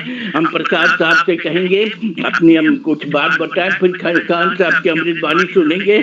टाइम तो बहुत हो गया है और छोड़ने का मन तो नहीं कर रहा है, लेकिन आज हम लोगों ने बहुत कुछ सीखा और आज गोपाल शंकर साहब के समय का हम लोगों को बहुत ज्ञान भी मिला। तो अगले एक सेशन में आपकी अनुमति चाहेंगे। प्रसाद साहब आपका क्या प्रतिक्रिया है? नहीं, बहुत लाइवली रहा और हम लोग माइंड में हम लोग की बात आ रही है, वो सभी के माइंड में है। हम सोच रहे हैं आंसर कि कैसे इसको किया जाए, ये कुछ सोचना है वो तो कोई मतलब नहीं है, वो तो अपना शॉर्ट टर्म अपना कोई काम निकालना चाहता है। गीता का जो अध्ययन होगा ना वो भी हमको बताएगा ये क्या करना है। बिल्कुल बिल्कुल, हाँ, सीख तो मिलेगी तो हम लोग को और भी ज्यादा सोचने का मौका मिलेगा कि कैसे लार्ज स्केल पर इसको किया जाए। 18 अध्याय हम लोग सुनेंगे और सीखेंगे और आज हम कॉन्स्टिट्यूशन भी बहुत कुछ सीख लिए और अगले बार से हम उसके प्रोविजन को भी अगली बार सुनेंगे और हम आपसे ही सुनेंगे। गोपाल शंकर साहब, प्रसाद साहब, अखौरी प्रसाद साहब आप क्या बोलना चाहते हैं? अखौरी माहेश्वर प्रसाद साहब आप क्या बोलना चाहते हैं? प्रसाद साहब, मेरा एक रिक्वेस्ट था, नंबर केवल सर का मिल जाता, चंदेसर सर का। खान साहब अपना नंबर दे दीजिए। नारायण जी मेरा 9234500315 34500 9234500315। जी धन्यवाद सर, बहुत बहुत धन्यवाद नारायण बाबू आपको। आप हमको दीजिए, हम लोग टच में आ जाते हैं। सर मेरा एक क्वेश्चन गोपाल शंकर प्रसाद सर से है सर, ये बताएं सर, गोपाल शंकर प्रसाद सर बता दीजिएगा मेरा कि सर ये जो संविधान में कॉन्स्टिट्यूशन में अमेंडमेंट करते हैं तो कभी तो ये पार्लियामेंट कर देती है, जैसे महिला आरक्षण पे था, 1/3 आरक्षण पे, और कभी ये राज्यों की विधानसभाओं को लेते हैं, और कभी जो है ये केवल लोकसभा ही कर देती है बहुमत से। तो इसमें क्या अंतर डिपेंड होता करता है? है उसके गुणवत्ता पर, किस चीज का हम अमेंडमेंट कर रहे हैं। अब जैसे मान लीजिए लैंग्वेज का ही है, जी तो लैंग्वेज में हिंदी को कराने के लिए चल रहा था, तो वो सभी स्टेट से लेना पड़ता है, इसलिए उसमें डिले होता है। कहीं 2/3 मेजोरिटी से ही किसी किसी मामले में पास हो जाता है। कॉन्स्टिट्यूशनल अमेंडमेंट में ये दो चीज देखना जरूरी होता है कि ये हर स्टेट में इम्पैक्ट कर रहा है, तो हमें हर स्टेट का भी लेना है, इसीलिए लेट होता है। विमेंस जो है उसमें भी अब तो अगले साल, कितना साल के बाद आएगा पता नहीं, वो जो सेंसस होगा उसके बाद डिलिमिटेशन होगा, तब जाकर के कुछ होगा। लेकिन इन लोगों ने ले लिया है एक निर्णय कि हाँ दिया जाएगा, तो उसमें इन्वॉल्व करना पड़ता है स्टेट का भी, उसका लेजिस्लेचर भी इसको पास करता है। इसलिए हिंदी वाला आज तक राष्ट्रभाषा नहीं बन सका, साउथ में पास ही नहीं होता है। लेकिन बाकी जो कॉन्स्टिट्यूशन का अमेंडमेंट है वो हम लोग पार्लियामेंट के द्वारा ही आर्टिकल 368 में कर रहे हैं। अच्छा सर, ये जो महिला आरक्षण पे, तो समान है, जैसे मान लीजिए स्टेट महिला आरक्षण की क्या पोजीशन है? पास हो गया है तो लागू क्यों नहीं हो रहा? इस पे कुछ ध्यान लागू आकर्षित करने करें। का टाइम टेबल कंडीशनल बना दिया गया है कि सेंसस जब होगा उसके बाद, तो सेंसस तो बहुत टाइम लगेगा करने में, इसलिए करीब 2-3 साल के बाद लागू होगा, मतलब अगले इलेक्शन में वो लागू हो जाएगा। इसको आपकी तो अभी तुरंत दोबारा पास कराने की जरूरत है या नहीं है सर? ये तो है कि विमेंस एम्पावरमेंट के लिए उसको शो किया गया है कि उनको पॉलिटिकल भी भागीदारी होनी चाहिए, जितना नहीं है अभी, तो इसलिए 1/3 किया गया है। अच्छा वैसे तो 50% होना चाहिए, लेकिन ये नहीं हो पाएगा, जी। तो 1/3 किया गया है, तो अच्छी बात है। हर जगह तो आरक्षण हो ही रहा है। अच्छा सर, एक सवाल और है मेरा, वो जी। ये है कि जैसे ये कुछ लोग कहते हैं कि अभी इसमें 50% आरक्षण है सर, तो बाकी 50% पे भी कोई भी आ सकता है, और 50% में जो रिजर्व कैटेगरीज है, तो क्या ये बढ़ाया जा सकता है सर? देखिए बढ़ाते लोग हैं ऐसे समझ करके, सुप्रीम कोर्ट ने तो ये सीलिंग लागू किया है कि 50% से ज्यादा इलेक्शन नहीं होगा, जी लेकिन उन्हें कहा कि अगर कोई बैकवर्ड वाला इतना ज्यादा नंबर लाए कि वो जनरल कैंडिडेट के बराबर आ जाए, तो उसको जनरल कैंडिडेट मान के बहाल किया जाएगा। तो उतना एक्स्ट्रा हो जाता है उसको, जितना अगर ज्यादा नंबर ले आता है तो हमारे जनरल कैंडिडेट का ही वो पद खत्म होगा, और उसका अपना जो शेड्यूल कास्ट वाला पद है वो यथावत रह जाएगा। तो ये जो 50% है, ये तो सीलिंग है सुप्रीम कोर्ट का, इसलिए लोग अपना अपना बढ़ाते हैं रीजन देके कि कितना पॉपुलेशन है, कितनी गरीबी है, पैरामीटर्स दिखा के बताते हैं कि साहब इन लोगों को मिलना। तो इसी कारण से ये वोलाटाइल कुछ है कि कुछ लोग कहते हैं कि हम 70% करेंगे, तो ये 65% करेंगे, यानी 50% से आगे जाएंगे, तो ऐसा कर सकते हैं लोग। उसको बताना पड़ता है कि आखिर क्यों हम इसको करने जा रहे हैं। लेकिन यही है कि अगर अच्छा पढ़ा लिखा हो जाए तो इसकी जरूरत नहीं पड़ेगी। अभी तो 15 साल के कुछ रिजर्वेशन होता है, उसके बाद से फिर बढ़ाता है लोग किसी चीज में, तो वैसे ही यहाँ पर है, हम लोग बढ़ाते जाएंगे सेवा में रिजर्वेशन देने वाला 15-15 साल बढ़ाते जाएंगे। पढ़ाई लिखाई तो गोल है, लेकिन फिर भी अभी जो अच्छा लड़का करता है कहीं जी शेड्यूल कास्ट का या शेड्यूल ट्राइब का, तो वो जनरल वाला कैटेगरी में अगर आ जाए जी। तो उसके पद को प्राप्त कर लेगा, और उसका अपना जो पद है वो फिर किसी दूसरे को मिलेगा। तो इस लिहाज से बढ़ जाता है परसेंटेज। ठीक है sir, thank you very much. Joshi ji, आपसे हम एक प्रश्न पूछेंगे कि ये 20 बरस से लालू पे केस चल रहा है, फाइनलाइज क्यों नहीं हो रहा है? और वो अभी अपने क्राइम को ही जस्टिफाई कर रहा है और अपने परिवार को पीएम बनाने का सपना देख रहा है, तो क्या इसका जस्टिफिकेशन तो कुछ समझ में ही नहीं आ रहा है। अभी क्या मतलब, क्यों नहीं उसके अगेंस्ट में एक पनिशमेंट हो जाता है और वो जेल जाए, उसको सजा मिले, या निर्दोष है तो उसको संत बना दिया जाए? कोई फैसला ही नहीं हो रहा और क्राइम बढ़ते चले जा रहा है। और तो गोपाल साहब ने ये ठीक कहा कि मतलब को बूढ़ा हो जाता है, फिर बोलता बूढ़े के बाद तो जरूरत ही नहीं है, और 9,500 करोड़ का संपत्ति अर्जित कर लिया। इसका क्या है मतलब प्रश्न? अब हम लोग क्या करेंगे? सब निरुत्तर प्रश्न है। अविनाश जी, आप कुछ बोलना चाहते थे, क्या बोलना चाह रहे हैं, बोलिए अविनाश जी। नहीं, हाँ मैं बोल रहा था। हाँ हाँ, हेलो। हाँ, बोलिए बोलिए बोलिए। आप वो कलकत्ता यूनिवर्सिटी के गोल्ड मेडलिस्ट वकील हैं, बताइए। नहीं, मैं बोल रहा था कि ये बहुत कॉम्प्लिकेटेड इशू है। हाँ कॉम्प्लिकेटेड इन द सेंस कि हम लोगों ने ही इसको कॉम्प्लिकेटेड बना दिया है।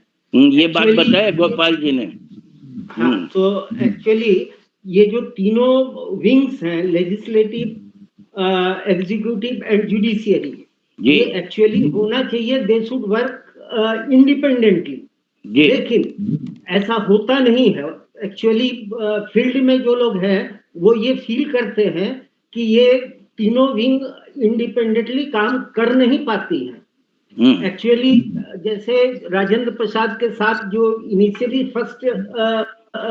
फर्स्ट फाइट हुआ था बिटवीन एग्जीक्यूटिव एंड लेजिस्लेटिव, तो उसमें राजेंद्र प्रसाद ने कुछ अमेंडमेंट को मानने से इनकार किया था और उसके बाद उनके ऊपर प्रेशर बनाया गया from legislative to accept the decision what legislature has been recommended. तो वहीं से ये सिलसिला शुरू हुआ और ये सिलसिला कंटिन्यू करता गया और ये कंटिन्यू इन द सेंस पड़ा कि भाई हर एक इंडिपेंडेंट जो लेजिस्लेटिव है, ये एग्जीक्यूटिव और जुडिशियरी, ये सब कोलैबोरेशन में काम नहीं कर रही हैं।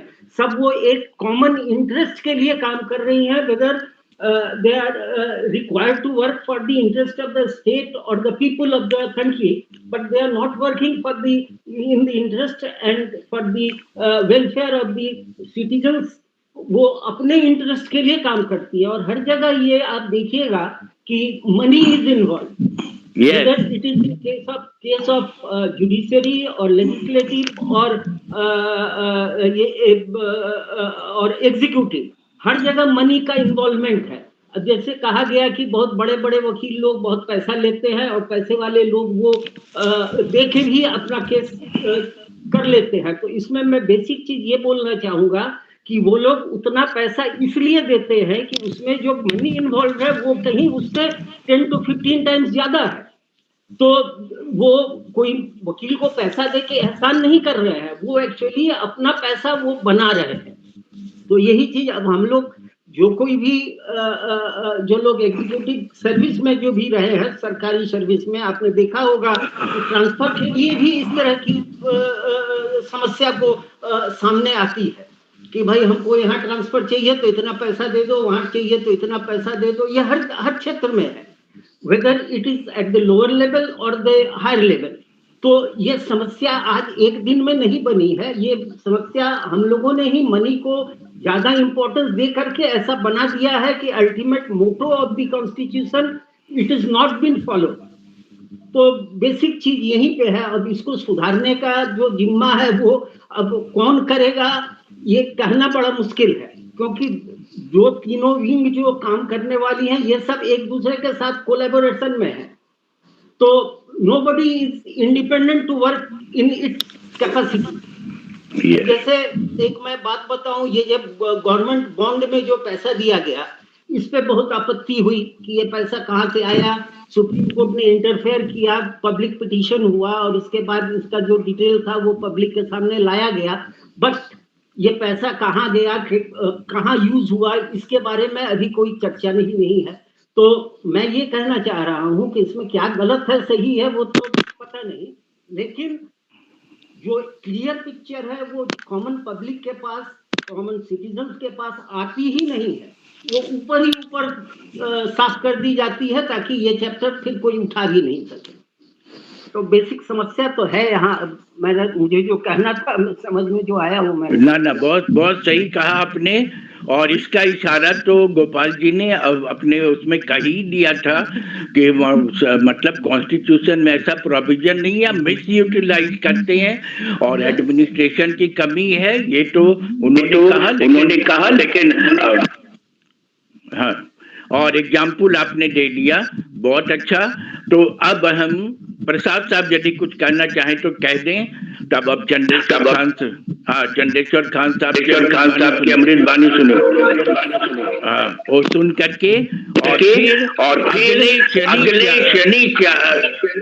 शनिवार को हम लोग गीता का दूसरा अध्याय सुनेंगे और रविवार को एक्साइज पर एक डिप्टी एक्साइज कमिश्नर तैयार हो गए हैं, उनकी बात सुनेंगे। तो प्रसाद साहब जी, हमको अब इतना ही कहना है कि देखिए बोलने की स्थिति में नहीं है। अच्छा ठीक है चंद्रेश्वर खान साहब अमृतबानी से। मैं बहुत बहुत धन्यवाद। और आज ये अनोखा मौका के गोपाल साहब ने कृष्ण बंदे जगत गुरु और एक शंकर का भाव कि यदि ठीक नहीं है तो उसको खत्म किया जाए। तो ये भावना सत्यमेव जयते और we the people of India, इस चीज को प्रियम्बुल को जिस तरह से उन्होंने प्रमुखता दी, मुझे लगता है कि आज का ये सत्य हर एक भारतीय के लिए मनन के योग्य है, चिंतन के योग्य है और एक ऐसे व्यक्ति के माध्यम से, एक ऐसे ऋषि के माध्यम से जो कर्तव्यनिष्ठ रहे हैं, एग्जीक्यूटिव रहे हैं, इन्होंने लॉ को एग्जीक्यूट किया है। तो जो एग्जीक्यूटर होता है, पाठका मूर्खा क्रियावान स पंडिता, तो इन्होंने न सिर्फ नियम को जाना है बल्कि उसको क्रियान्वित किया है। तो मैं इनको नमन करते हुए इस शमन से आग्रह करूंगा कि अमिताभ जी ने जो कहा है कि मूल रूप से हम लोग 1, 2, 3 गोपाल शंकर साहब को विधिवत बता करके, क्योंकि जितना ही संविधान की हमें जानकारी हो तो काम बोला जाता है कि विधान के हिसाब से हो रहा है कि नहीं। यदि विधान ही हमें पता नहीं है, संविधान ही हमें पता नहीं है और सिर्फ हमने किताब देखा है, तो तब उसके अंदर में जाना पड़ेगा, समझना पड़ेगा। अमिताभ जी, आपने जो ये अध्याय शुरू किया, एक गीता ज्ञान का और ये कर्म गीता, दोनों का समन्वय लेकर के हम लोग आगे बढ़े। और हम सबों की जो तमन्ना है कि भारत, एक विशाल भारत, अभी भी हम लोग पूर्ण रूप से स्वतंत्र नहीं हुए हैं। जो देश अपनी भाषा में बात नहीं कर सकता है, उस देश को सोचना होगा कि जन जन तक हम कैसे पहुंचेंगे, उसकी भावनाओं को कैसे समझेंगे। दुनिया को जानना जरूरी है, वो समझें, जाने, लेकिन अपनी ही माँ को हम नहीं जाने तो शायद दूसरों की माँ को भी हम उस रूप में नहीं जान पाएंगे जिस रूप में हमें जानना है। तो आपने जो भारत माता की जो तस्वीर रखी, भारतीय मनीषियों की जो तस्वीर रखी, मैं ये कहना चाहूंगा गोपाल शंकर साहब की उपस्थिति में, बहुत पहले कहा गया है कि धर्म जो बाध्यते धर्म न धर्म कुधर्म। वास्तव में एक धर्म से दूसरे धर्म को बाधा नहीं है, यदि बाधा हो रही है तो कहीं कोई कुमार्ग बन गया है। Thank you so much for enlightening us. You have given a light and light has delighted us because everybody has gained something. Thank you, sir. From the core of our जुड़े हुए हाथ से, झुके हुए माथे से और खुले हुए दिल से आपको बहुत बहुत प्रणाम। Thank you sir. आप एक ऋषि और इस रूप में इन व्यापक अनुभवों को देश के सामने जो आपने लाया है आपके आभारी हैं, धन्यवाद करते हैं। और केस सफेद हैं और आपके भी केस सफेद हैं जी, लेकिन मैं आपसे थोड़ा सा बड़ा हूँगा, तो उस रूप में बड़े प्रेम से आशीर्वाद सभी को प्रणाम और आशीर्वाद और प्रणाम। Thank you so much. बहुत अच्छा।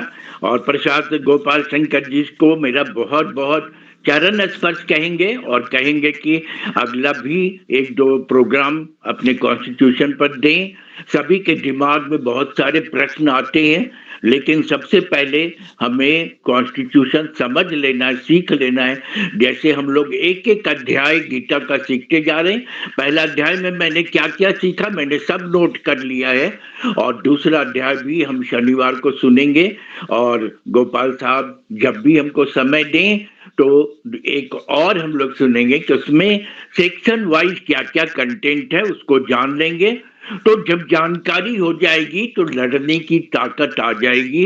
हथियार मेरे पास होने चाहिए, हथियार की कमी बिना मैं लड़ नहीं पाऊंगा और हम लोग लड़ नहीं पाएंगे, और हथियार हम आपसे लेंगे। आदरणीय गोपाल शंकर जी, सभी को प्रणाम। जी चंद्रेश्वर बहुत सुंदर आपने अमिताभ जी आपने कहा कि आर्म हम लेंगे लेकिन हम हार्म नहीं करेंगे, हम लोगों को चार्ज बिल्कुल जी let us have the arm through which we will not harm anyone. We will be creating a charming kind of people and charming country. Thank you so much. One excite ससुरा धन्यवाद sir सभी को। धन्यवाद बहुत अच्छा बहुत अच्छा। अगली